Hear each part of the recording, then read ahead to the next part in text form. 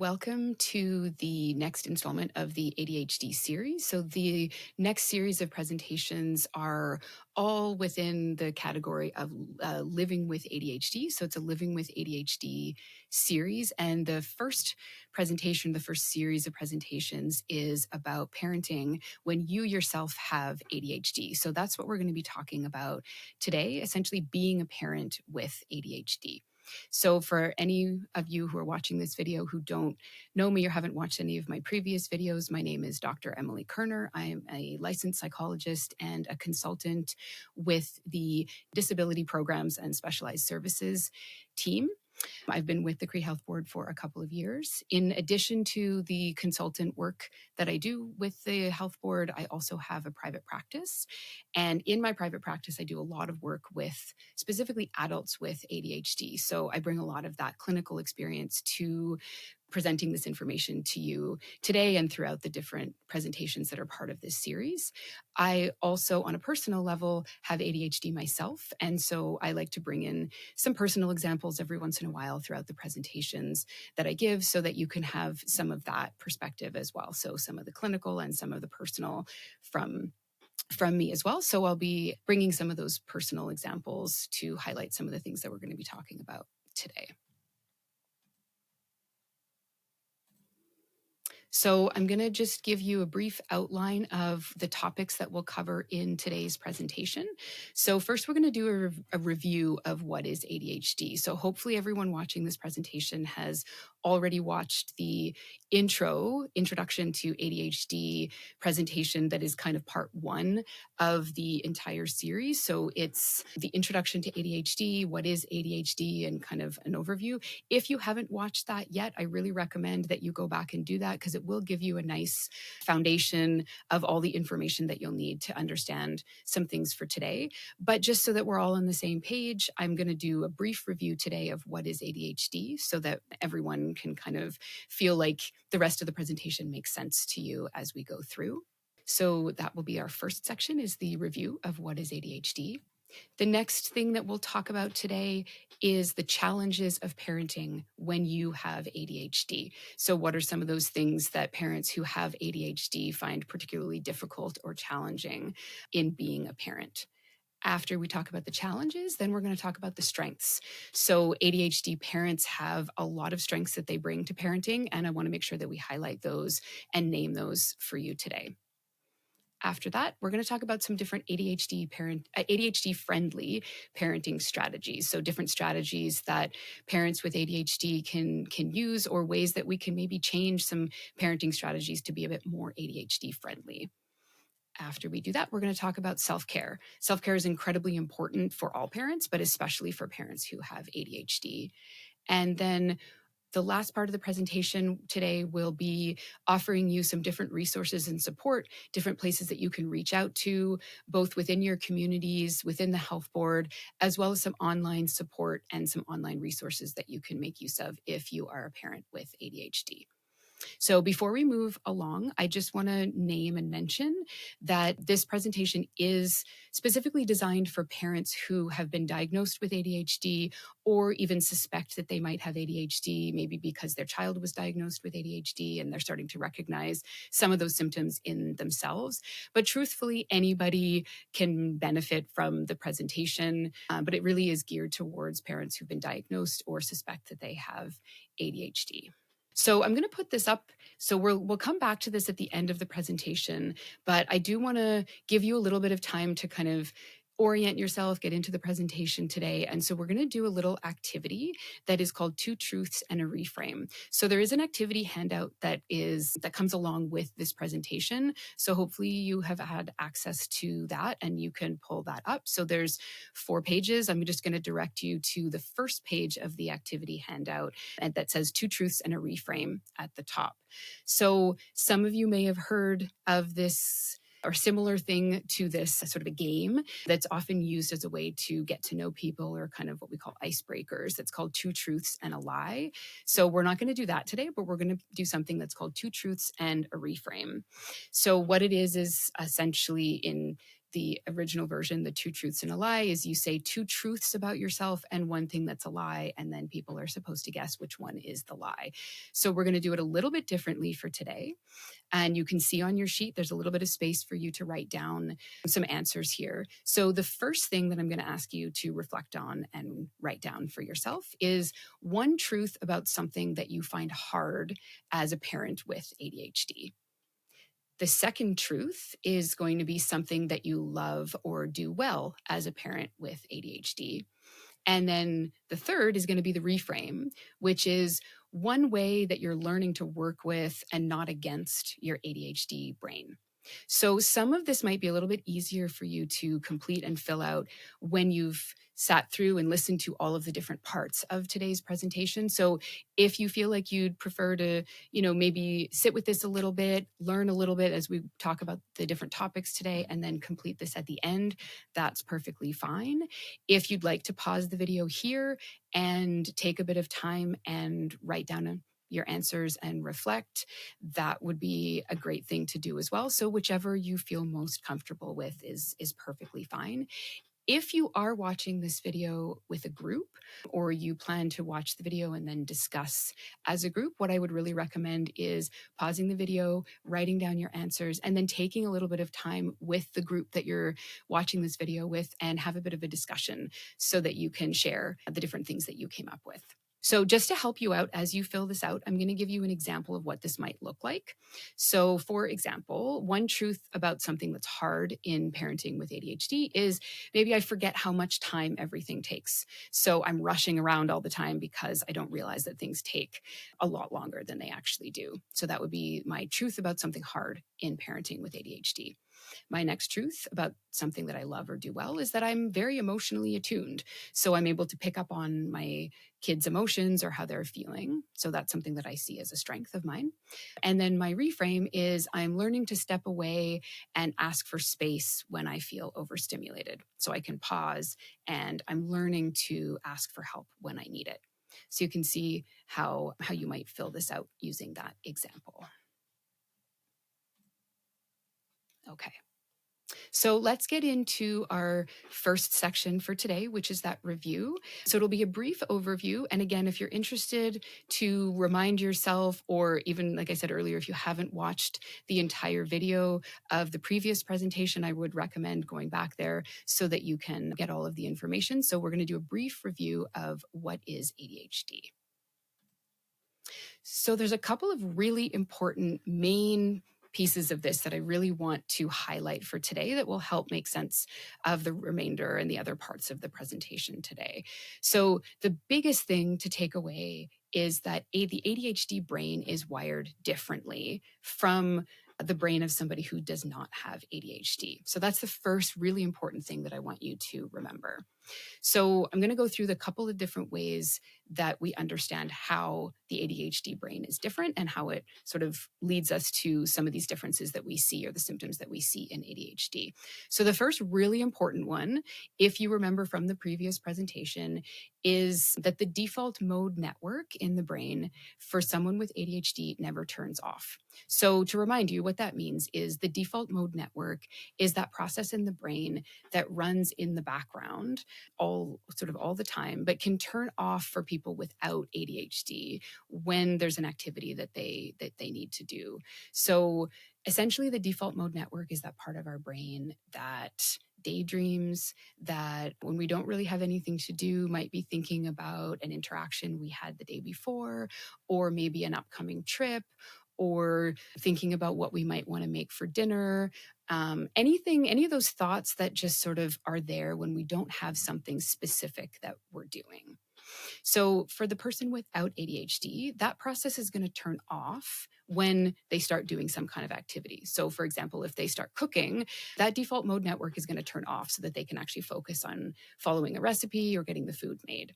What happens for people with ADHD is that default mode network stays on. So while that person is trying to cook or follow a recipe, they're also daydreaming. They're also making connections from one thought to the next. They're thinking about that trip that they're going to take in a couple of weeks. They're thinking about that interaction they had a couple of days ago. So all of that stuff is happening in the brain at once. So you can see why that might actually lead the person with ADHD to be overwhelmed or to have a hard time kind of finishing the task or following through.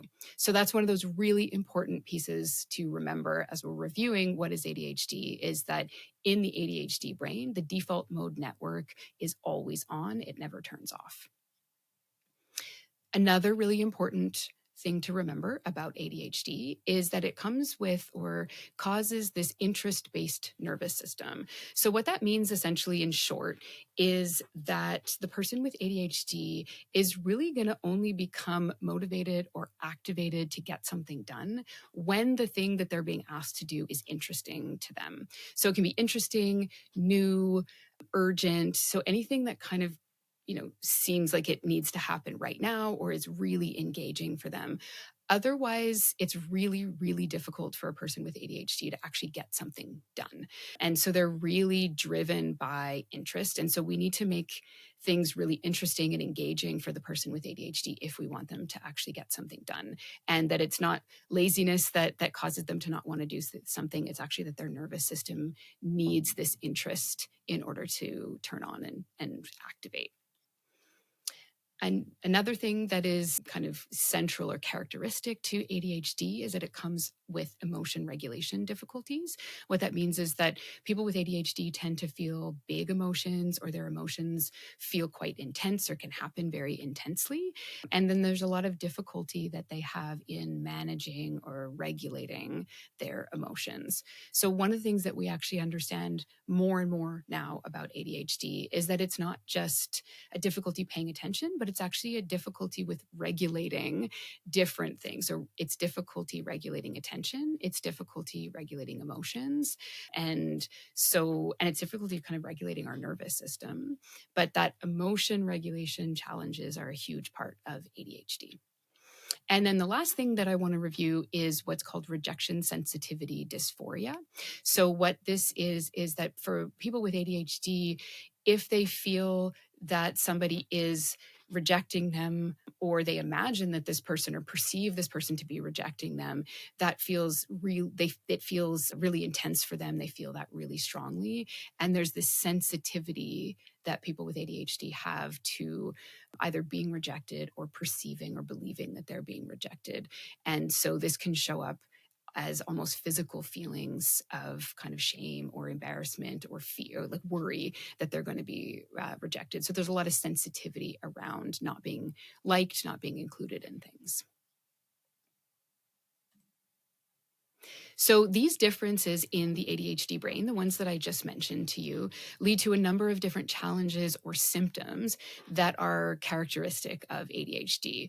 The majority of those symptoms are what we call executive functioning difficulties. So for example, like what that means is basically the challenges in carrying out tasks, specifically planning, organizing, time management, and keeping things in our short term or working memory. So keeping things like at the forefront of our brain. So what this is, in other words, it's the executive functioning difficulties is difficulty with the functions of executing tasks or carrying out tasks. So if you take a look at the slide here, you can see there's all different words, and these are all of those different challenges and symptoms that come along with ADHD. So you can see here there's emotional dysregulation, there's disorganization, hyperactivity, impulsivity, time management difficulties, chronic lateness, something that we call time blindness that I'll talk about a little bit more later. But it's essentially this difficulty kind of understanding time and recognizing how long things take, or this sense of if it doesn't need to happen right now, then it doesn't need to happen. And then when it does, it's sort of very last minute and all of a sudden like, oh, I need to get this thing done right now. And then procrastination is another kind of sign and symptom of ADHD. So a lot of the words that you see here are all of those different ways that ADHD can show up for a person. So that's our really brief review. And like I've mentioned a couple of times, if you want to do a bit more of a review, I really recommend that you go back to that part 1 intro to ADHD presentation that's already up on the DPSS website. So next, we are going to talk about the challenges of being a parent with ADHD.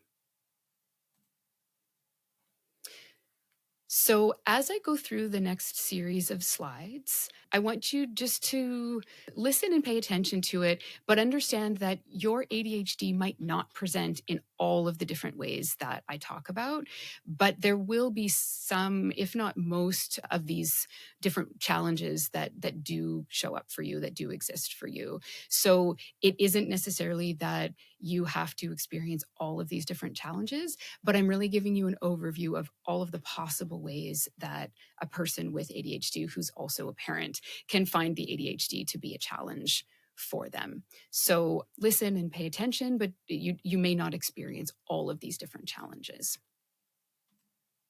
So I'm going to play you a video now that is by a board certified psychiatrist and an ADHD clinical specialist. Her name is Dr. Sasha Hamdani, and she has an Instagram and a TikTok with lots of different kinds of videos that are really helpful, really informative about ADHD. And at the end of the presentation, I will give you the link to her Instagram and other ways that you can follow her or get some more information from her. So I just wanted to let you know who she is before I play the video today, and then I'll give you that information at all the way at the end of the presentation. So it's a pretty brief video and it moves pretty quickly.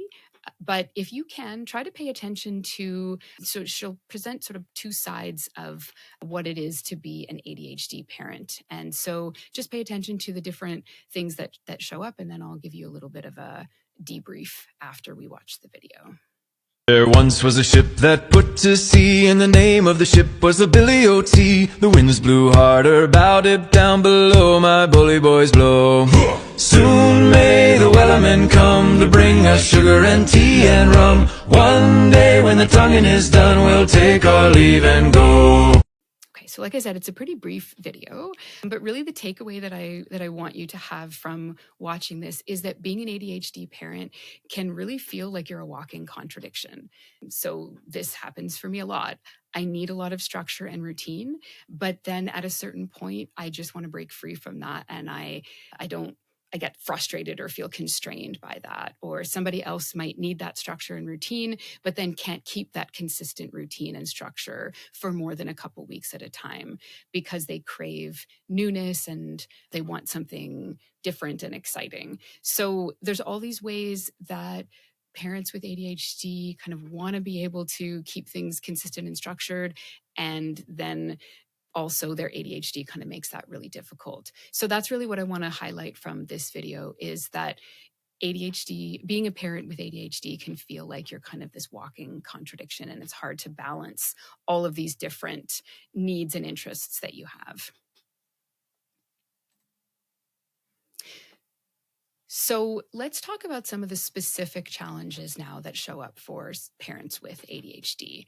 So if you see here on the slide, there's a couple of different images and sort of statements or phrases that are really sort of these society's messages that are like always and sort of continually telling parents, especially parents with ADHD, that they're not good enough, that they need to try harder, that they need to just be consistent, right? So this is one of these messages that we hear a lot in general. Is, you can see on the slide here, consistency is key, right?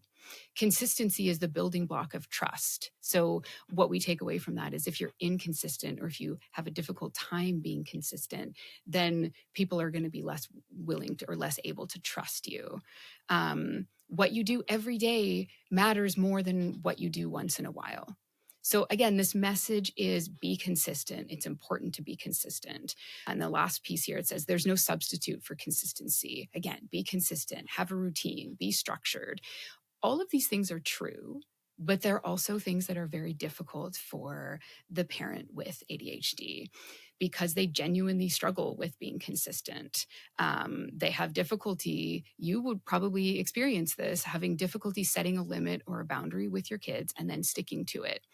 Sometimes parents with ADHD forget that they set the boundary. Sometimes their attention kind of pulls them away after they've set the boundary, or their emotions kind of take over in the moment, and then they're unable to enforce that boundary that they've set. And then sometimes what happens for the ADHD parent is that the boundary that they set maybe last week no longer seems that urgent or even interesting to them. So then they'll kind of abandon that altogether and they won't be enforcing that.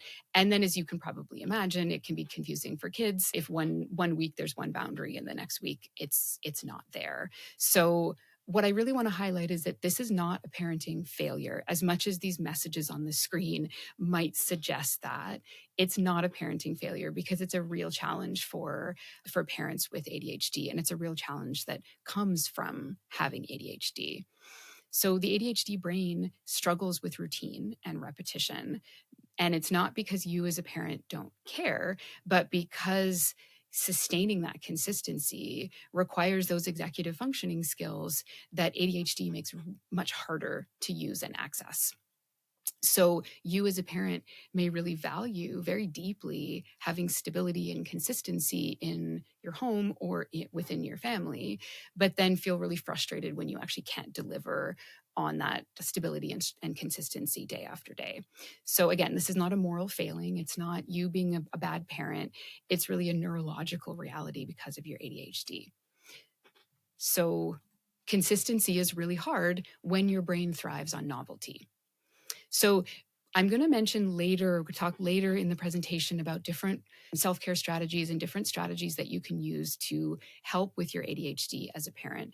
But as I go through this section today, in this part of the presentation, I'm also just going to mention some of these things so that I'm not only presenting the challenges, but I'm also at the same time giving you a little bit of support before we talk about that in more detail. So in terms of consistency, some things that might be really helpful with this is making sure that you are taking care of yourself. So the more that you take care of yourself, the better you're going to be able to keep some kind of consistency. So these could be things like making sure you're sleeping regularly and getting enough sleep, making sure you're eating consistently throughout the day, drinking enough water and staying hydrated, taking medication. If you are prescribed medication, making sure that you're doing that consistently. It's not going to fix your difficulty with consistency, but all of those things can help to make this just a little bit less challenging. Okay, our next challenge, you can see on this slide that they did not plan ahead and they didn't leave enough space to actually finish spelling out the word on the billboard here. So planning ahead is another thing that parents with ADHD might find quite challenging. So planning ahead can feel overwhelming, especially when, like I said earlier, there's this time blindness, when time is experienced as either now or not now. You can imagine it's hard to kind of plan ahead if I'm not seeing why something needs to happen now, because it's not something that needs, that is required for the next 2 weeks, for example. So if there's something that my child needs to do at school, but it's not for 3 weeks from now, a parent with ADHD is not going to feel that as urgent. So why would I need to plan ahead, right? So that can make this really challenging. So planning ahead is really hard when time is either now or not now. So, for example, this can make something like packing lunches, registering your kids for activities, or even yourself for different activities, maybe preparing for the next day's chaos, to feel like a really distant thing that doesn't need to happen right away. And then all of a sudden, it's urgent because it's the next day and you didn't plan ahead. So this isn't laziness. It's not you being a lazy parent. It's that time blindness that we've been talking about, which is a core ADHD experience. If it doesn't need to happen right now, essentially I'm kind of blind to it being something that requires any of my attention.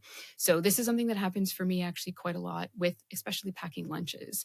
It's almost as if every morning it's a completely new day. And there are some mornings where I wake up and have to remind myself, oh yeah, my daughter needs a lunch for school today, even though I do it every single day. So, I'm not necessarily planning ahead. I'm doing it in the moment. And sometimes that means the morning is a little bit more chaotic than ideally I would like it to be. Some things that can help with the planning ahead are maybe having a family planner, like a big calendar that you use, and you put some of these things on the calendar in advance so you can actually visually see the things that need to happen, and it might make it easier to plan ahead. Asking for help is extremely important. Letting somebody else know, maybe it's your partner or spouse or a family friend or a family member, letting them know, I need a little bit of help with this.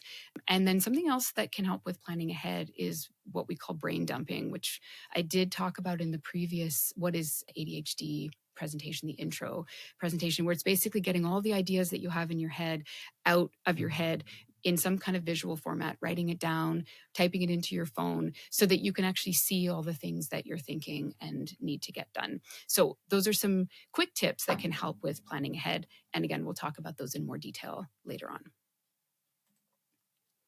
So if you take a look at this picture, this is our next challenge of being a parent with ADHD. Some of you may have a room or a house that looks like this, or maybe your kids have a room or house like this if your kids have ADHD. This can be really overwhelming, right? To live like this with this disorganization, because being organized is hard when your brain struggles to prioritize information. When you're struggling with those executive functioning skills, staying organized can be really difficult, and it can lead things to pile up, and your bedroom or your house might end up looking a lot like this room here, or at least, somewhat like this room. So keeping track of backpacks, snacks, maybe permission slips that come home from school, doctor's appointments, all of that takes consistent mental juggling. And as we've talked about, ADHD affects working memory and being able to prioritize what needs to happen first, second, third, or, where things need to go. So this means that even simple organizing tasks can feel like maybe trying to put a puzzle together when the pieces keep moving or somebody keeps taking the pieces away from you. If you're an ADHD parent, you're not disorganized on purpose. And you know this. You're not trying to be disorganized. You're not trying to leave things all over the place. Your brain just works differently. And it's actually something that requires a lot of effort and work for you. It's not something that comes easily.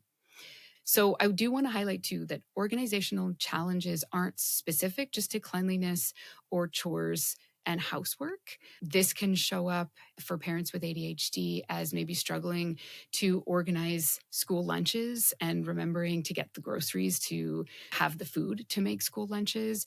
It can show up as remembering different activities that your kids have. It can show up in following a recipe while you're trying to cook. If your brain is disorganized, you might jump from one step to the next, and it's hard to follow it in the order that it's laid out in front of you. This could show up as meal planning, that it's difficult to organize which meals you're going to make on which days and making sure you have all the food that you need to make those meals.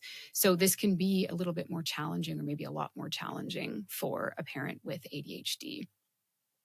Some of the things that can help with organization are having some to-do lists, and we'll talk a little bit later in the presentation about how to do that in a more ADHD friendly way. And again, that's something that was talked about quite a bit, or that I talked about quite a bit in the previous intro to ADHD presentation.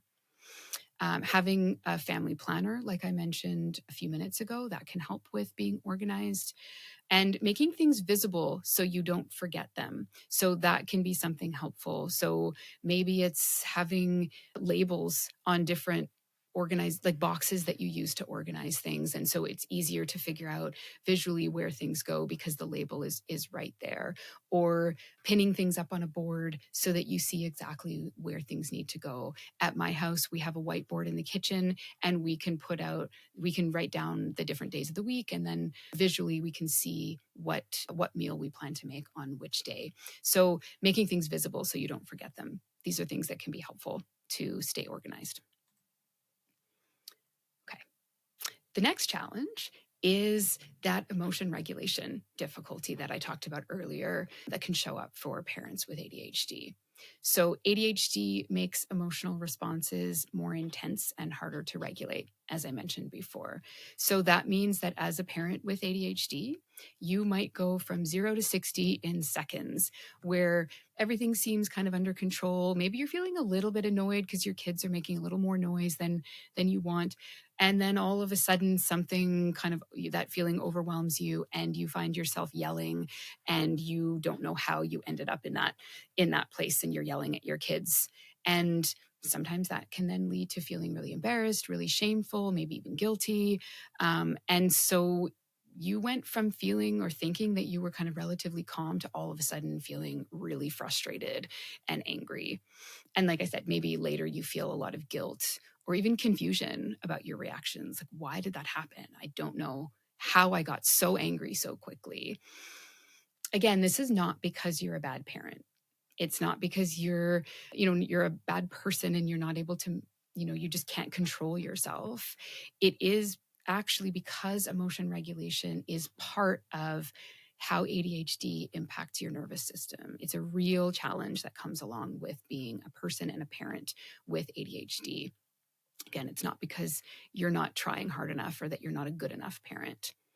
Some things that can help with this are those things that I mentioned earlier about self care, making sure that you're sleeping enough, that you're eating enough, that you're eating regularly, that you're sticking to a routine as much as possible. Also, like we said before, sometimes that can be challenging. And then working on some emotion regulation skills. And I'm going to talk about that later in the presentation today, about what that actually means, and mindfulness as well, which we'll talk about again later. But being mindful and thoughtful about, how am I feeling? What's happening in this moment? Is there something that I need so that I can manage my emotions or take a little bit of space so that I can calm down? So really being thoughtful and mindful about how I'm feeling. But the challenge that I want you to remember here is that managing your emotions is hard when your feelings are big. And so this can show up in ways that is really, challenging and difficult sometimes as a parent. The next challenge that we're going to talk about is emotional availability. So, I know that you love your kids deeply. If you're a parent, we all love our kids deeply. But when your own sensory or emotional bandwidth is kind of maxed out and at full capacity, being present emotionally, being grounded and being available for your kids can feel almost nearly impossible. If you are overwhelmed and you're needing some time and space, being available for your kids can be really, really difficult. So ADHD often creates this internal chaos. And when your inner world is really noisy, it's really hard to tune into others, especially as a parent. Tuning into your kids sometimes can be really hard when your own ADHD is creating a lot of chaos for you. Um, this doesn't mean If this happens, this doesn't mean that you're a cold or distant parent. It means that you're a human, that you're a parent with ADHD, and that you're overloaded. So being available as a parent with ADHD is hard when your brain is overloaded. Some things that might be helpful with this is, and we'll talk about this again later in the presentation, but scheduling time to be with your kids. So it's actually preset that there's a specific time and day that you're going to spend with your kids, so that when you actually are feeling overwhelmed and you need to take that space, you feel more able to do that because you know that you've got this other time scheduled to be with them. And they also know that they will have you when you're at your best because you schedule this time together. And so they're not going to be as overwhelmed and frustrated when you're not available for them. And again, self-care is extremely important to being able to manage some of that inner chaos and noise that can come along with ADHD. And so the more you're taking care of yourself, the more you're able to manage this, and the more available you will be able to be for your kids. Something else that's challenging as a parent with ADHD is communication. So you can see in this image here, there's these strings and strands, firstly, that are a little windy and twisted. And then on the left side of the image, you can see it's all of these interconnections. And this is how communication can feel for people with ADHD, especially for adults and parents with ADHD, that it it can impact how you express yourself. So one of the things that we know and what we find, and that I'm sure you experience as a parent with ADHD, is that you start one thought and then midway through, that thought connects to another one, and maybe you actually forget your point in what you're saying kind of midway through your sentence.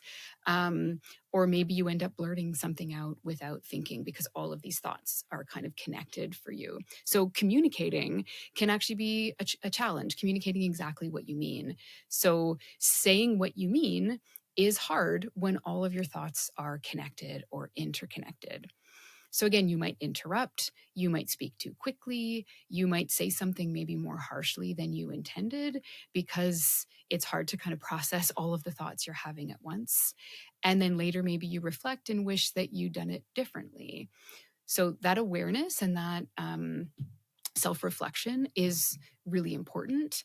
And it's also important to remember that as a parent with ADHD, there are other parents with ADHD who experience this too, so you're not alone with this.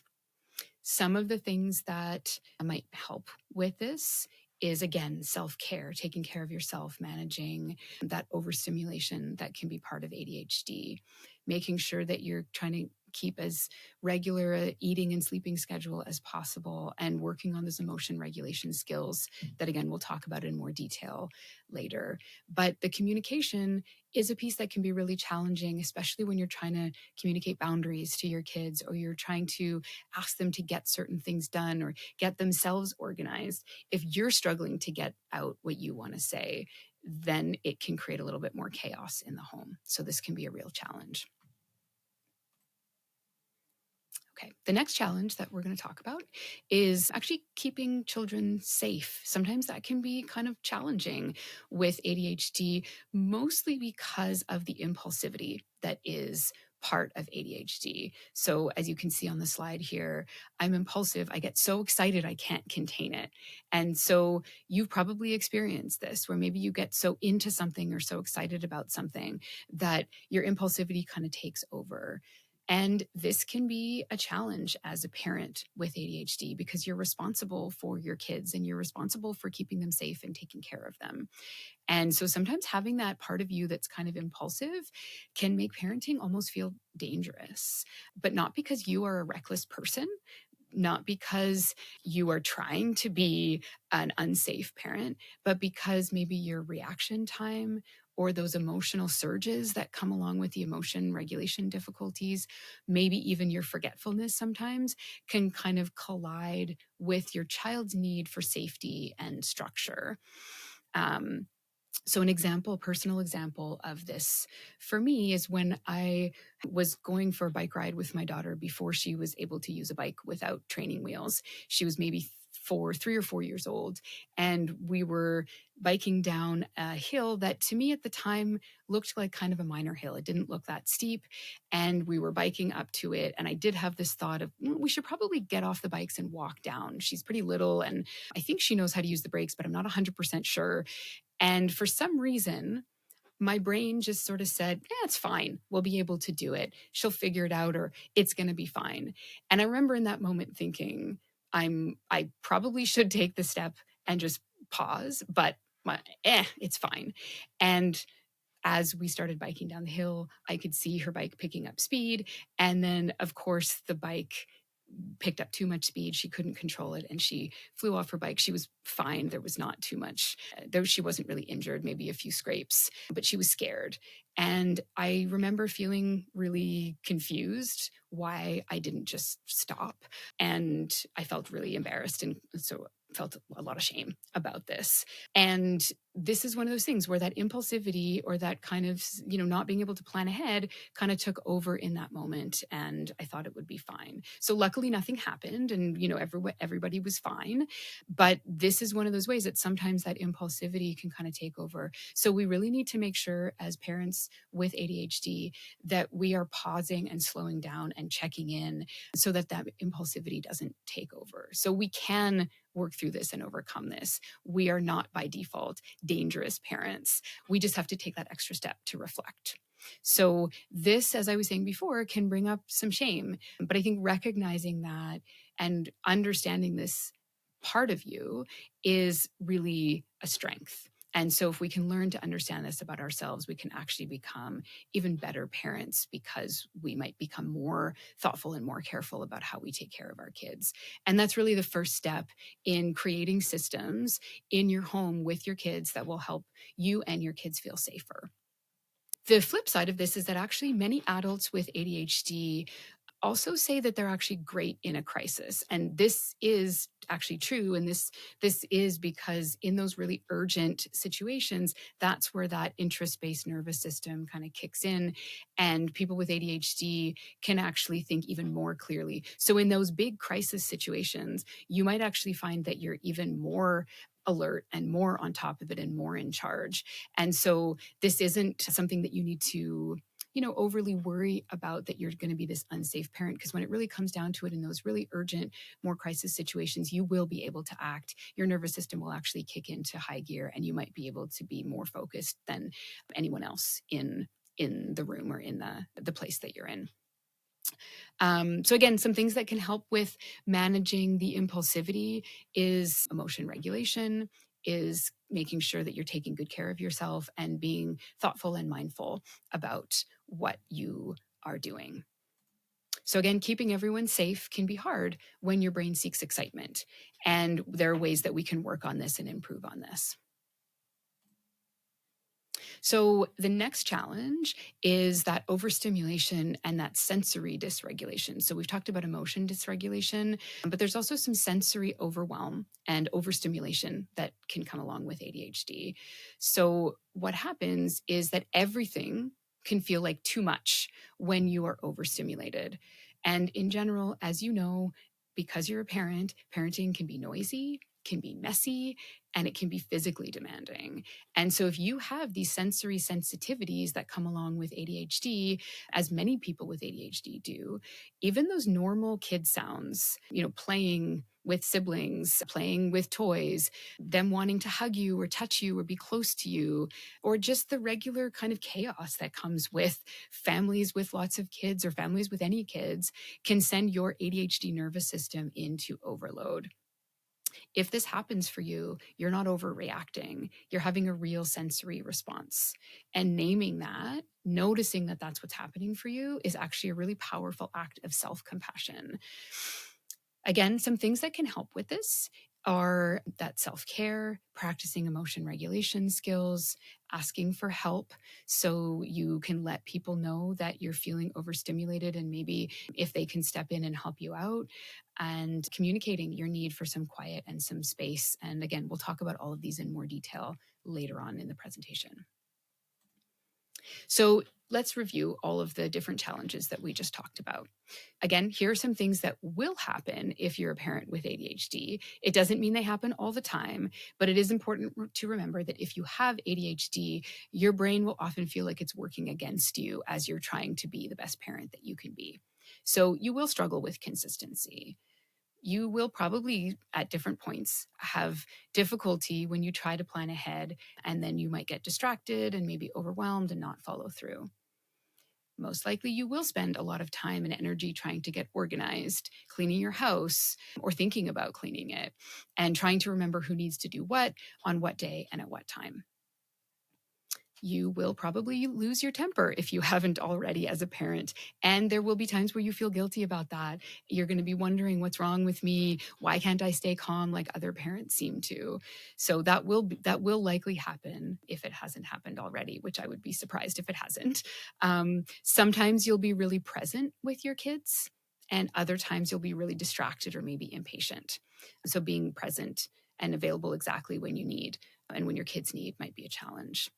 You will feel frustrated sometimes that no one in your household listened to what you said or understood what you asked them to do, because maybe you struggle to express yourself clearly and concisely to them. Your own energy level and motivation to do things will change from day to day as a parent with ADHD. And sometimes you actually won't know why, or you won't be able to kind of predict or expect when your energy level is going to be one way or the other. And so managing your own kind of excitement and interests and impulsivity is going to be a challenge for you. And you will at times feel this rising frustration and anger that makes you want to scream. Or maybe sometimes you'll feel like you need to just go hide under a blanket and be in a quiet, dark space because everything just feels like too much. So you'll experience that overstimulation and sensory dysregulation. So, what I really want to highlight is that parenting with ADHD doesn't mean you're broken. It means you're navigating a really complex role of being a parent with a unique brain.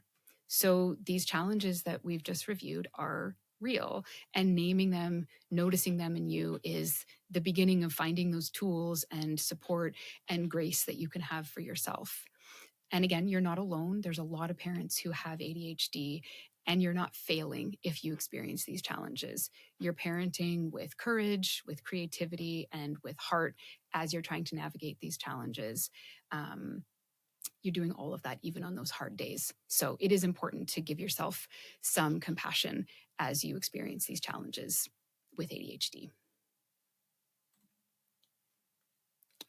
So if you go to the second page in your activity handout, you'll see what looks like this, the ADHD Parenting Bingo. And so this is the next activity. So again, if you need to pause the video here and take some time on your own to do this, I really encourage you to do that. And again, if you're watching this with a group, I would encourage you to do the filling this out on your own, and then maybe having a bit of a discussion with the other members of the group who are watching this with you. So the instructions for this activity are to take a moment and mark with an X, maybe with a pen or a marker. You can use different colors if you want. If you have a coin or another object, you can use that, anything small. So we're doing bingo here. So whatever you might use as kind of a bingo chip, or, to mark off something on a bingo card. So you're going to take that moment and mark these things, any of the items that you have experienced, said, or done in the last week. So think about the last week and go to this card and then mark off any of the ones that are true for you within the last 7 days. So I really want to encourage you to have fun with this. It's supposed to bring a little bit of lightness and a little bit of humor to all of the things that we just talked about. So again, if you're doing this with a group, allow yourself to have some fun with it and laugh about it, because it is important that we have some humor about some of these challenges. And the point is, see if you can get a full bingo card. So we're going to do the full bingo. If you can get a line, that's great. Any which way, diagonal, across, down, anything that you want, but see if you can get the whole card, and then what that might mean or how you even might feel about that when you're done. So again, pause the video here and you can take a few moments to do that activity.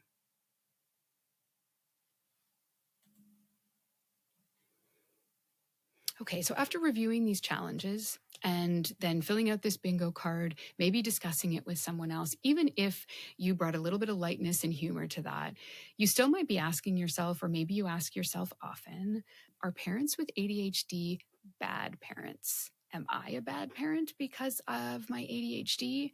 So what I really want to highlight here is absolutely not.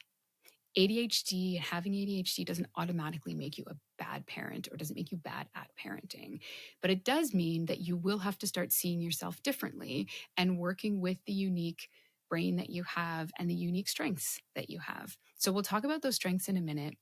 But first, let's take a look at a short video to just think a little bit more deeply about this. So I want you to watch the video that I'm going to show you in a moment, and just pay attention to the mom in the video and see what you think. Do you think she's a bad mom? Are there ways actually that maybe she's a great mom? And so hopefully we can start to see a little bit of balance with this, that being an ADHD parent doesn't automatically make you a bad parent. Hey, when's your parent-teacher conference? Oh, I forgot you have a dentist appointment at 2 p.m. Did you let your teacher know? Also, yesterday I ran into your best friend from kindergarten. Don't forget, we have that dinner party this weekend. I told you, right? There's a package at the front that I'd like you to drop off at UPS on the way. Oh God, how is it already 7:45? Are you guys not finishing breakfast? I woke up at the break of dawn to make this and you've taken 3 bites. Did you guys hear about the new guidance counselor? She moved here from New York. I went to New York a couple months ago and I had the best bagel. Sophie, why haven't you told me when your parent-teacher conference is? Okay, so maybe this is relatable. Maybe you can see yourself in this, mom. I know I certainly can, and my daughter would certainly say that that's probably a lot of what the mornings look like or sound like at our house sometimes. But I want you to ask yourself this question: is this mom a bad parent? Of course not, right? Was she disorganized? Yes. Might she have created some chaos and confusion for her children in the morning because she's asking so many different questions back to back? Probably. And is this ideal? Probably not. But the flip side, and hopefully you were able to pick up on this, she also showed her kids that she's really aware of all of the things going on for them and the things that they need to do to get ready. So yes, it's happening quickly and she's, going back to back to back with these things that she's saying, but what she's saying is very tuned into her kids, right? She's recognizing, oh, you didn't tell me about this parent teacher conference. Oh, oh, it's 7:45, we've got to get ready. She's very involved in parenting and thinking about what her kids need. It just maybe is a little bit more chaotic than we would ideally want things to be. But I do think that she communicated through her words, through her actions, that she really does care about her kids. She woke up early. She made them breakfast. She's packing their bags for them. She's asking them questions, engaging with them directly. So there's so many ways to be a good parent. It's not just only being consistent, setting consistent boundaries. Being really engaged and connected with our kids is really important. So next, we're going to review some of those strengths of being an ADHD parent. So the next section that we're going to talk about, or the next piece that we're going to talk about, is the strengths of ADHD parents. And this would be a good time to take a break. If you need a bit of a break, you can pause the video, do whatever you need, take the time that you need, and then whenever you're ready, you can come back to the presentation and continue as we talk about the strengths of ADHD parents.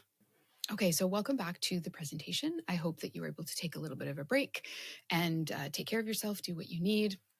And so now we will resume and talk about the strengths of ADHD parents. So if you turn to page 3 of your activity handout, you'll see the activity called Flip the Script. So what I'm going to ask you to do for this activity is to fill out the sheet here, and what we're going to do is try to take some of those challenges that we've talked about, that we referred to previously, and see if we can find a way to flip the script and see how those challenges might actually be some strengths, or how we can kind of turn those challenges into a strength of being an ADHD parent. So while being a parent with ADHD can be challenging, like we've mentioned before, ADHD itself does not make you a bad parent. So that's why we're going to flip the script, and we're going to look at how those ADHD symptoms and challenges sometimes actually maybe help you to be an even better parent, or the best parent that you can be. So I want you to take a few minutes. And again, if you need to pause the video to do this activity, I really encourage you to do that. And you can do this individually, or if you're watching this in a group, again, you can do this, fill out the sheet, and then have a discussion about it together. And see if you can figure out how each of the following challenges, the ones I'll put up on the slide in a second, they're also in your handout, may actually be a strength in disguise. So let's take a look at those. So you can see here, I've put up a couple of those challenges that we've talked about. And again, they're on your handout. So there's that impulsivity, inconsistency, disorganization, emotional regulation difficulties or emotional sensitivity, some communication challenges, attention difficulties. So take a few moments, and maybe this can be challenging. So maybe just pick one or two and see if you can find some way that this challenge actually could be a strength, or actually could be understood as something that can maybe bring something positive to the way that you parent. So I'll give you an example to help you out with this, because this can be challenging. So I want you to wrestle with it a little bit, but I'll help you out to get started. So let's see, if we take impulsivity, we've talked before about how that might lead to maybe making some choices that are not always the safest or the best. But being impulsive also comes with, or it's also part of being spontaneous and maybe being up for an adventure without having to plan too much. And that spontaneity and that adventurous kind of spirit can actually be really great as a parent, right? Kids are going to love that.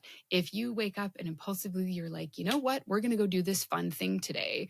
That's really fun for kids. That's really exciting for kids. So yes, there's this downside or this challenge that comes with impulsivity, but there's also that spontaneity and that interest or excitement about things that can come with it too. So you can see there's kind of two sides to that coin. So I'm going to encourage you to try to find a few, take one or two and start there and see if you can flip the script on these challenges. So you can pause the video here and take a few moments to do that.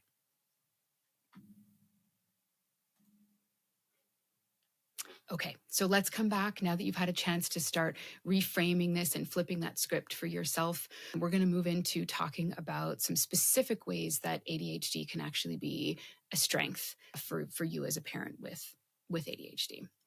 So hyperfocus, which was mentioned in the intro to ADHD presentation, is a really kind of central thing that happens with ADHD. So regulating attention is a challenge with ADHD. So sometimes that means difficulty paying attention. Sometimes that means hyper focusing. So really intensely focusing on something. And so with those attention difficulties comes actually an ability to hyper focus. And that's kind of the gift of fully being there and being present. So when something really captures your attention, maybe it's your child's special interest, maybe it's even a bedtime ritual because it's just really something that you love and that you're really engaged with. Maybe it's a specific creative project that you have. You're going to be able to bring a lot of presence, passion, and depth to that. And your kids are going to feel that. They know when you're fully with them. They're going to feel that. And that's really fun for them. So a personal example that I can share with you is actually, as at the time that we're filming this, it's coming up close to Halloween. And one of the things, I don't do a lot of creative projects, but the one that I do every year is making my daughter's Halloween costumes. And it's become this thing with her that every year she kind of gives me a new challenge of what she wants to be for Halloween. And then I have to figure out how to make this. And I get really into it when I start working on it. And I can just hyper focus and spend hours making this. And she loves it because she gets to watch that process happen. And she gets this end result of all of this hyper focus that I put into it. And she gets to go to school and walk around the neighborhood wearing this costume that she feels really proud of. And so that's one of these ways that my hyper focus actually becomes something that is really beneficial and fun for my daughter to experience. And so that can be a real strength. With big feelings comes those emotion regulation challenges we talked about before, but it also comes with empathy. And that's the ability to really get and understand what your kids feel. So living with ADHD gives you kind of a deep well of empathy. You have a lot of empathy as someone as a parent with ADHD. And especially for your own kids, if they have ADHD, also, you're going to have a lot of empathy for them and how they struggle. You're going to have a lot of understanding for how they feel different and how they don't fit the mold because you've experienced those things yourself. You might even see yourself in your child's meltdowns. And so you might be able to understand that a little bit better than if you didn't have ADHD. You'll understand their messiness. You'll understand their big feelings because you've experienced it yourself and you have this emotional capacity to empathize with them. And that connection can help you respond to them with more compassion, even when it's really hard. Essentially, with these big feelings, you're more likely to be able to get them and to understand them. And that's going to matter to them a lot more than you being the perfect parent. So you can see on this slide, this is a bit of an older picture. It's from several years ago, but this is me and my daughter. We were just making some of these funny selfies with some filters sitting at a restaurant. And so really what I want to highlight with this is, firstly, these are kind of silly and fun, but playfulness is another strength that you bring to parenting with ADHD. So ADHD, as I mentioned a few minutes ago, often comes with spontaneous like sort of a spontaneous, energetic spirit that's connected to some of that impulsivity and maybe even the hyperactivity that comes with ADHD. So that's the kind of thing that maybe makes things happen like dance parties in the kitchen spontaneously, or like this, taking some spontaneous, silly selfies at a restaurant while you're waiting for the bill to come. So, with that impulsivity comes the ability to be playful. With it comes with playfulness and the joy of being in the moment. So, some days as an ADHD parent, you might feel really overwhelmed, but your sense of play that will come out at some time, at some points, keeps things light when your kids need it most. And they'll feel that. They'll find that joy that you have that comes out sometimes as contagious. And that's a real gift for them. Your ability to just tap into this playfulness and this spontaneity is really great for them to see and experience. And they're going to want to be with you in that moment and with that experience. Parents with ADHD, because of the challenges that they've experienced throughout their life, build a lot of resilience. And so resilience is another real strength that you bring to your parenting with ADHD. So while ADHD can bring a lot of daily frustrations, it also builds what we call grit and the ability to kind of get through hard things. So you've for sure, through your experience being a person with ADHD and a parent with ADHD, you've learned to recover from different kinds of setbacks. You've learned and figured out how to be creative when things fall apart or when things are more challenging. And you keep showing up with love, even though there's these challenges. And so that resilience teaches your kids that mistakes aren't the end of the world. It's just part of the process because they see you. They see you maybe getting frustrated, but then figuring out how to get through that situation. And them seeing that is a lesson and something that they'll take with them throughout their own lives. So those daily challenges that you experience also build resilience, and that your kids see teaches them that it's okay to make mistakes, that they can make mistakes, they can recover from it, and they can also be resilient and bounce back from challenges. And that's a real gift that you're giving to your kids. A lot of parents with ADHD end up becoming really powerful advocates, especially for their own kids, and especially if their own kids have ADHD as well, which is the case probably for most of you, that not only do you have ADHD, but somebody else in your family does too. And so many, like I said, many ADHD parents become advocates for their kids, not just because they have to, but because they know, because you know what it's like to feel dismissed, maybe overlooked, or maybe misunderstood by the school system or people in your lives. And so always feeling different, which comes along with having ADHD, can lead you to advocacy, to standing up for your kids, to fighting for things that they need, asking for things that they need, speaking up at meetings with teachers, for example. You probably put a lot of energy into figuring out, how do I make this system work? What are the things that I need to do? What are the ways I might need to change how I'm approaching things with my kids so that it works better for them? Maybe you question things a bit more because your kids don't fit into the norm. And so you're having to find kind of creative solutions for them. So all of that is this advocacy that you're doing for your kids. And you're able to do that because your ADHD probably brings with it this ability to kind of see new ways and creative ways to do things. So all of that is helping to shape a better world, not just for your kids, but for every child who's like them or every child who's a little bit different. So this is a real strength that you will or you can bring to being a parent with ADHD. So we've talked a lot about emotions and emotion regulation with ADHD, but really what's important as a strength is that feeling things deeply also means lots of connection. That means closeness, loyalty, and love that you can offer and share with your kids. So you may worry about the challenges that we talked about earlier, but what your kids see is your tenderness, your loyalty, your protectiveness. You feel things deeply. And even if your parenting doesn't always look perfectly polished, that connection and those feelings that you have towards your kids is real, and it's absolutely enough. And your kids will feel it. They know that you're connected and that you're present and that you're there, even if it's not every day, every moment of the day. There are a lot of times where they do experience that, and that is enough to kind of have them experience that you're a present, caring parent. People with ADHD are able to often see the big picture. So you might not be able to always remember all the details, but there's a big picture thinking that comes along with ADHD. And so what that means is that with that big picture thinking, you often can see what others can't. And you might notice that in yourself, that you're kind of seeing an angle or a side of a situation or an argument that no one else is seeing. And that can be a real strength. And your kids are going to see that in you. They're going to see that you're kind of thinking a little outside the box, or you can see something that other people don't.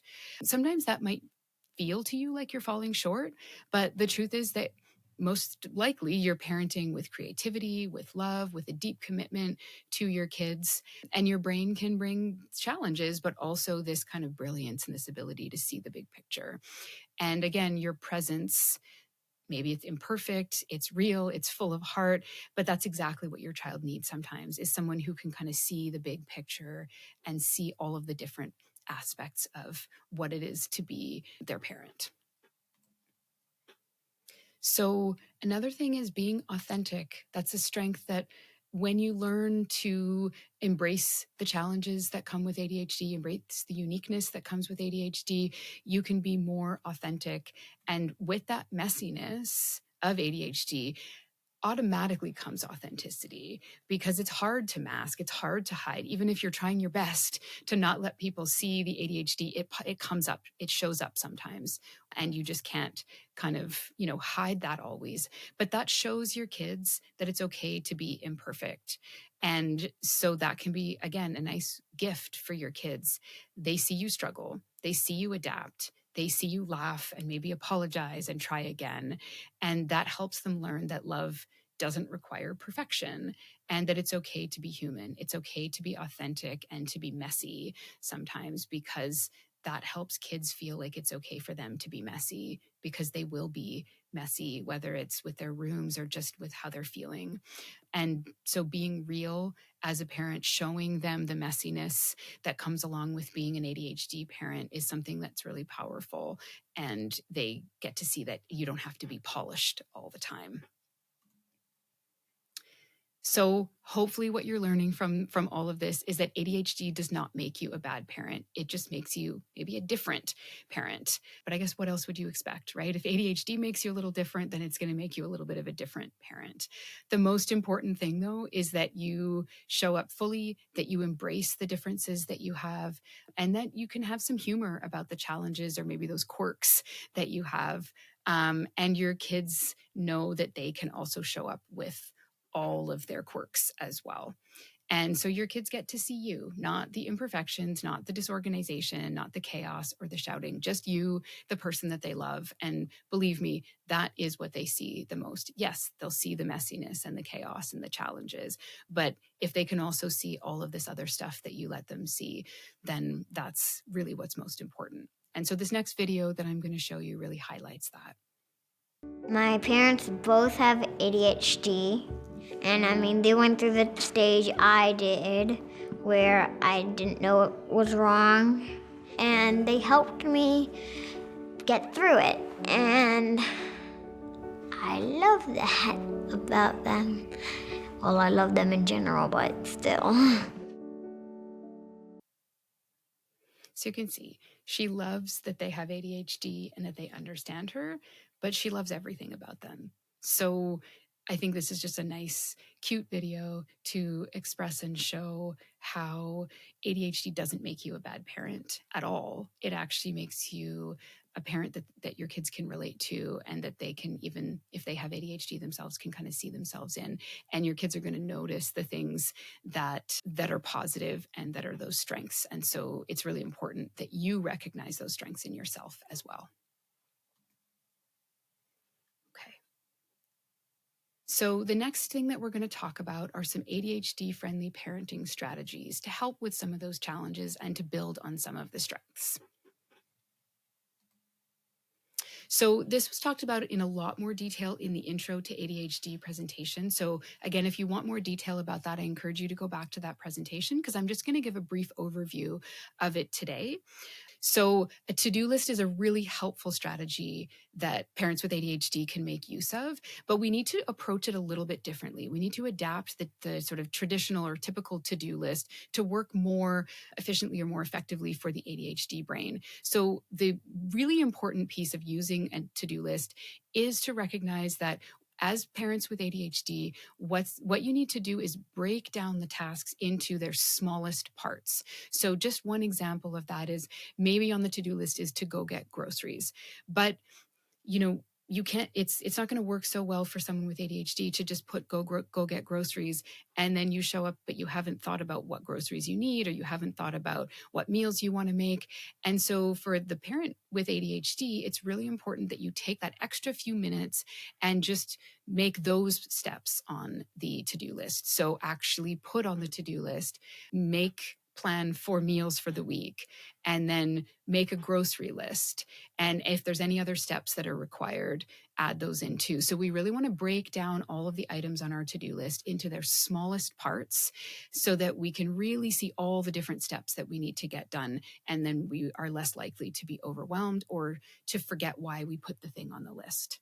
And so I really encourage you to do to-do lists, but to break things down into their smallest parts. And it's also really great to be able to check off more things on your to-do list than just one, right? So instead of just get the groceries, you get to check off 2 or 3, maybe even 4 things on your list. And that's quite motivating. So again, we talked about a planner in the previous What is ADHD presentation. So I'm just going to do a brief review, a brief overview of this. But really, if you're going to use a planner, and I do encourage it, that you use a big, you can use a big family planner, but to approach it in a way that works for you and for your ADHD brain. So this might mean brainstorming or kind of brain dumping all of the different tasks and activities or maybe appointments on a separate page first, and then maybe taking a few minutes to organize or even reorganize them over and over before you then go and place them in the calendar. So don't just kind of impulsively put them in the calendar, because you might find that you have to move things around. So do that extra step first of thinking about all of the things you need to do, organize them in some way, and then go to put them in the planner. And so you could use a digital planner, you could use a handwritten planner. If you use a digital one, I think having reminders is a really helpful thing to do. What we do in our house is we use online Google Calendar, and then my husband and I make sure that we invite each other to all of the events, even if it's just something that's an appointment for me. So at least he knows that that's happening on my end. And so there's ways that apps and digital kind of calendars can be really useful for families where one or more member has ADHD. So I mentioned this at a different point in when we were talking about the challenges of ADHD, that scheduling time together is a really important thing that we can do. So creating some time that we put on the calendar somewhere for parent-child bonding. So actually make sure that you schedule this. Don't just sort of say, oh, let's do this at another point. Actually put it in the calendar. So this is something that my daughter and I do. It's on her phone, it's on my phone, and it kind of, there's a reminder that comes up at a certain time of the day that says, spend time together. And so it's already scheduled. We don't have to remember it. It's right there. And we both know that there's that time that we can spend together.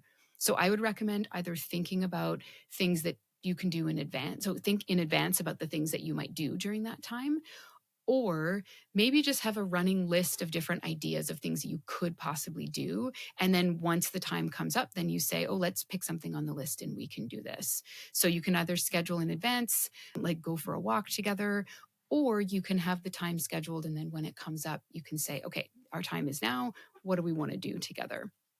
Maybe if you can even alternate who chooses the activity, or maybe you just kind of allow yourselves to be sort of spontaneous and see what you feel like doing in the moment. But the really important piece is that you're actually scheduling that time so that you know in advance that it is on the calendar and it is something that you can look forward to, and know that there's this time for you to spend together. So using apps can be really helpful for organization. So, there's all these different things that we need to get done, right? Doctor's appointment, maybe making sure we schedule the appointment. We've got a dentist appointment, pay the bills. And so what can happen is that we start to feel really overwhelmed, right? All of a sudden it's like we're drowning in all of these different things that we need to do. And so we can use some different apps on our phone, maybe even programs on our computer that can help with this. So there's lots of different ones. I'm not going to go into any specific ones because there's so many different ones out there. So I encourage you to research and look on the app stores on, some things that you can try out. What's important is that, at least in my experience and with the clients that I work with as well, there's a lot of organization apps that are out there that are really based on the neurotypical brain. So for people who don't have ADHD, and they often don't work for people with ADHD. So I would encourage you to look for ones that maybe are specifically designed for people with ADHD, or maybe trying to figure out how you can adapt those apps or those tools in a way that work best for you. So I will use often the reminder app on my phone. We use the calendar, as I mentioned before. Maybe I'll use the alarms as a way to kind of make sure that I'm not forgetting things. So you can kind of use those apps that already exist, but finding a way that works best for you, so that you don't feel like you're drowning and overwhelmed in all of the different things that you need to do. So making use of your cell phone, if you have one, your smartphone can be a really important tool for managing day-to-day life as a parent with ADHD. So another strategy that's really helpful is just do the thing that you're thinking about. I know it sounds really simple. It's not always so easy to do, but just do it now. The now is the really important part. Don't give your brain the chance to forget the thing. Put the appointment in your calendar as you're making it at the doctor's office, for example, or as you're thinking about doing it. Don't let your brain go to, it's okay, I'll remember it, because most of the time you won't. There's so many things as a parent with ADHD that are going to be, taking up space in your brain. So don't assume that you're going to remember to add the thing into your calendar. Do it right then when you're thinking of it. Do the dishes when you think about doing them. Get yourself up, do it as best you can. Try not to fall into that trap of, I'll just do it later. Medication can actually be really helpful for making sure that you're able to kind of get the things done right now. So we'll talk about medication a little bit later, but that can be something helpful that makes it easier to get the thing done right away. So this was talked about again in the intro to ADHD presentation, but body doubling, which is being with someone while you complete a task. So maybe it's, having your kids help you out while you're cleaning the house. And so you're doing it a little bit together. Maybe they're just kind of playing alongside you. Maybe you ask your spouse or a friend or a family member to come over and just talk to you while you're doing something that needs to happen at home. So having somebody there can often help somebody with ADHD to actually get something done. Becomes more social, or it's just easier to kind of focus if there's a person there with them. So thinking about different ways that you can make sure that somebody else is kind of there with you while you're trying to get something done that needs to happen. So using timers can be a really helpful way to keep yourself on track.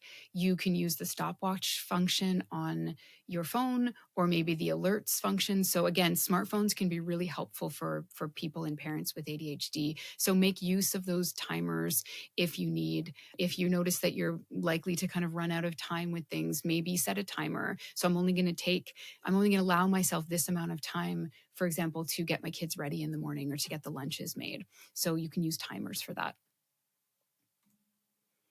Externalizing your thoughts is also a really helpful way of managing some ADHD symptoms and challenges. So use Post-its, write yourself notes. Like I mentioned at an earlier point, having a whiteboard can be really helpful. We have one in the kitchen that we put a lot of information on. So really what's important is having a way to get your thoughts out of your head and into some kind of visual format so that you can actually see right in front of you what things you need to get done, what things your kids need to get done. And therefore it's less likely that you're going to forget those thoughts because you can see them right in front of you. So finding some way that you can visually see those thoughts is going to be really helpful for you as a parent with ADHD. So quick review. We've got ADHD friendly to-do lists. We've got the ADHD friendly scheduling, scheduling time to be with your kids, using different smartphone apps for reminders, for organization, for storing information that your brain can't hold all at once. Don't wait. Do something right when you're thinking about it. Body doubling, having somebody with you while you're trying to complete the task, and using different visuals or maybe even sounds like timers and alarms, maybe some post-its, some notes, a whiteboard, so that you can manage all of the thoughts and different ideas that you have in your head. Okay, so we're coming to near the end of the presentation. We're going to take a few minutes now and talk about some self-care strategies that are really important for parents with ADHD to follow. So you can go to the last page of your activity handout and you'll see that the last activity is called What Fills Your Cup? And so the point of this activity is really to give you kind of an opportunity to start filling out and looking at what is kind of my roadmap for how I can best take care of myself so that I can be the best version of myself and I can show up as a parent the way that I really want to. So again, with this activity, you can pause and take a few minutes to fill this out. And if you're watching this as a group or plan to discuss this as a group, then you can have that discussion about the activity afterwards. So take a few minutes and reflect on your day-to-day experiences as a parent with ADHD. And so in the left column, I want you to write down what tends to energize, calm, or ground you. So this is the stuff that fills your cup. What are those things that helps me to feel more calm, more grounded as a person, as a parent? And on the right column, I want you to write down some things that tend to deplete, overwhelm, or stress you out. So these are the things that drain your cup. So I want you to think about what are those things that drain me? What are the things that drain my cup? And then what are those things that help fill that cup when I'm feeling drained? And again, this becomes kind of this roadmap that you can see, oh, I understand why I'm so drained. Or I can see, here's some things that I need to do because I need a little bit more energy. I need a little bit more calm around me. So you can use this and keep adding things to it as you learn more and more about yourself. It's not a one-time activity. I really encourage you to reflect on this, in the coming weeks and even months, and add to this as you think of new things. So pause the video here, take a few moments to do this activity. Okay, so let's look at this in a big, sort of broader context. So you've come up with the things that work for you, but let's look at the things that work generally for all of us, but specifically are important for parents with ADHD. So we're going to talk about some basic wellness. So eating regularly. This might seem really simple, but with all the things that we have to do as parents with ADHD, that might not actually happen as often as you want. You might forget to actually eat. I know sometimes in the morning I'm feeding the dog, I'm feeding my daughter, I'm getting the lunches made, and then I realize that everything has happened and I forgot to eat breakfast. So we need to remember to do those things. Make sure that we're eating regularly throughout the day, that we're keeping our energy up.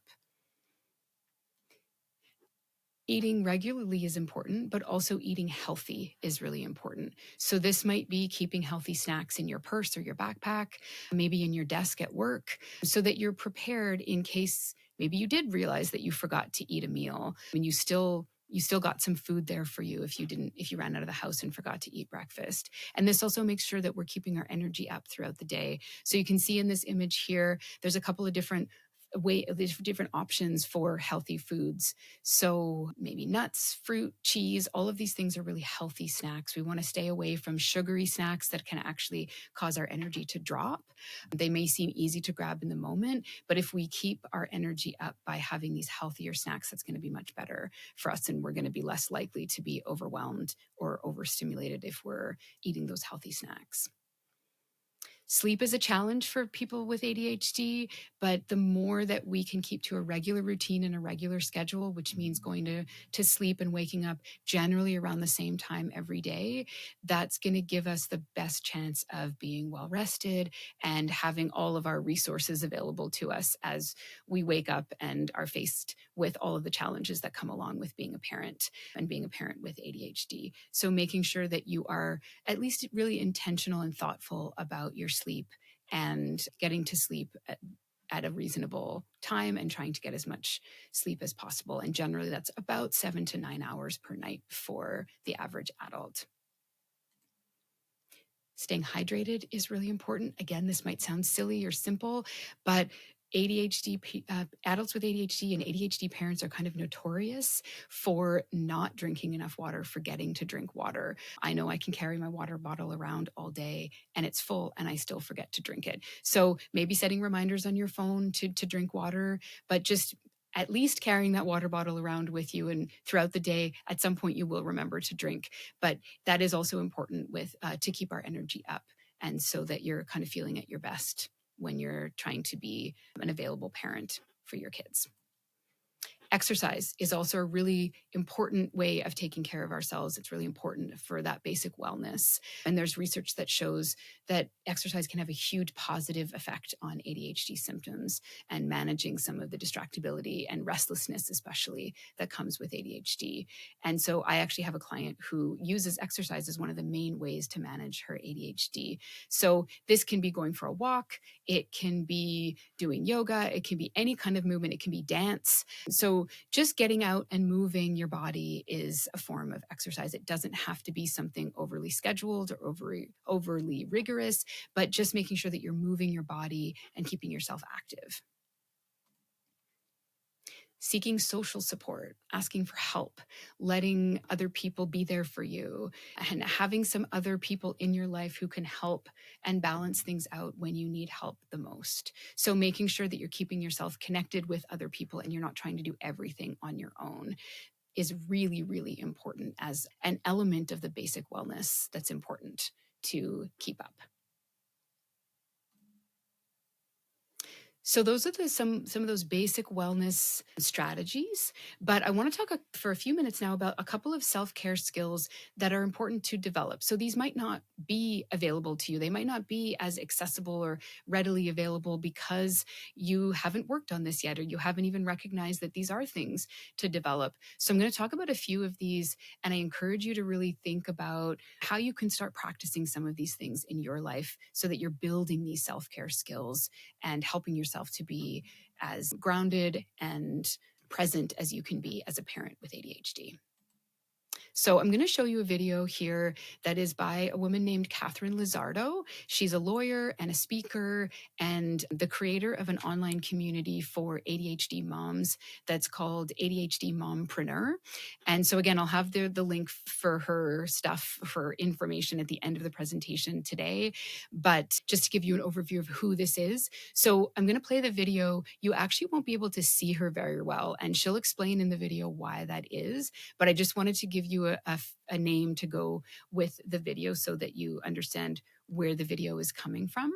And she's going to talk a little bit about being overwhelmed and drained and what we can do and how we can start developing a way to kind of take care of ourselves with that. ADHD moms. So if you're overstimulated with sound, the touching of your kid, and just the overall feeling of feeling other people's feelings, like what I'm feeling right now, it's okay. It happens.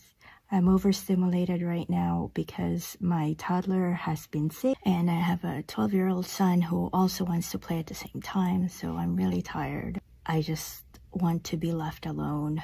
I am completely drained of my energy. That doesn't mean I don't love them. It just means I need to recharge so that I take care of them after I've recharged. I love my boys and I want to be there in the best possible light, but I can't do that if I'm drained.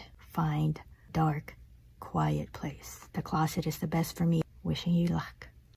So you can see the reason that you're not able to see her is because she's taking that time to be in a dark, quiet space to manage the overstimulation that she's feeling as a parent with ADHD. She says, I love my boys, but sometimes I just need the space. And so that's a really important self-care skill for you to develop as well, is recognizing, when am I starting to feel overwhelmed and overstimulated, and what do I need to do about it? So maybe it means going to a different room and just saying, I need a few minutes to just unwind.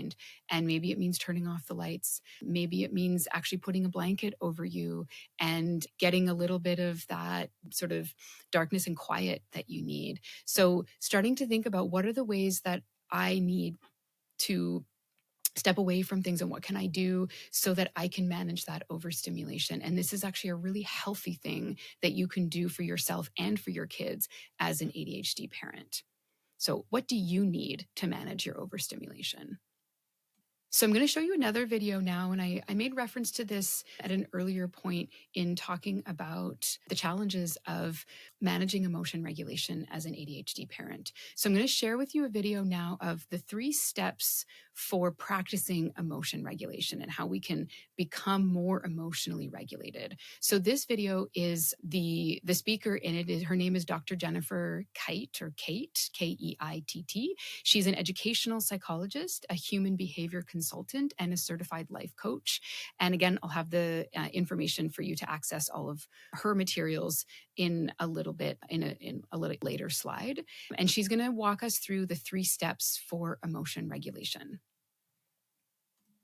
Here are 3 quick, cool ways to regulate your emotions every single day.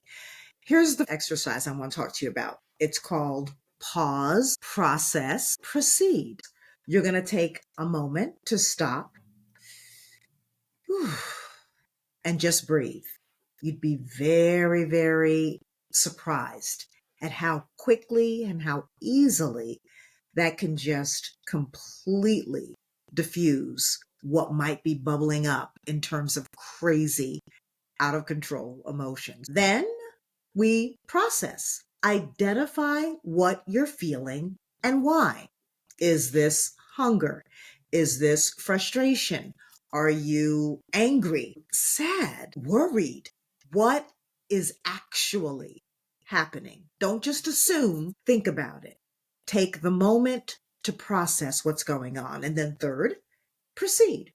So choose what your thoughtful response is going to be. Am I going to stay in this state, in this mood? Do I want to let it go? Do I want to walk it off? Do I want to talk it out? How do I want to proceed with it? So just to recap, the 3 steps that she talks about are pause, process, and proceed. And if we can practice these 3 steps, it's going to help regulate the emotions. So pause is taking a breath, stopping what we're doing, taking that pause. Next, we want to reflect and figure out, like, process what am I feeling? Trying to pick up on and understand, what is it that I'm feeling? Am I angry and am I sad? We're going to process that emotion that we're feeling. And then the 3rd step is proceed. What do I want to do with this? Do I want to stay in my feeling? Do I want to do something else? What does my feeling need? That's the question that I would encourage you to think about for that proceed. What does this feeling need? Does it need me getting some exercise? Does it need me sitting and taking a few deep breaths? Really taking that time to think, what is it that I need, that this feeling needs right now, and how do I want to proceed? So pause, process, proceed. And I really encourage you to practice these 3 steps to build those emotion regulation skills. So I made reference to this at an earlier point as well, but mindfulness is a really important self-care skill to develop. So this is really the brief way that I would really encourage you to think about this, is just being thoughtful and mindful about, what am I feeling and what am I doing in this moment? So again, it's similar to what we just talked about, but taking a pause and just observing and noticing, how am I feeling? What am I doing? Is this what I want to be doing? Is this what I want to be feeling, or how I want to be acting in this moment? And also being curious about that. Isn't this interesting that a few minutes ago I was calm and now I'm starting to get activated or frustrated or angry? I wonder what that's about. That's interesting. So just developing this way of looking at ourselves that's less harsh, less judgmental, and really curious and kind of open to understanding what's going on for ourselves.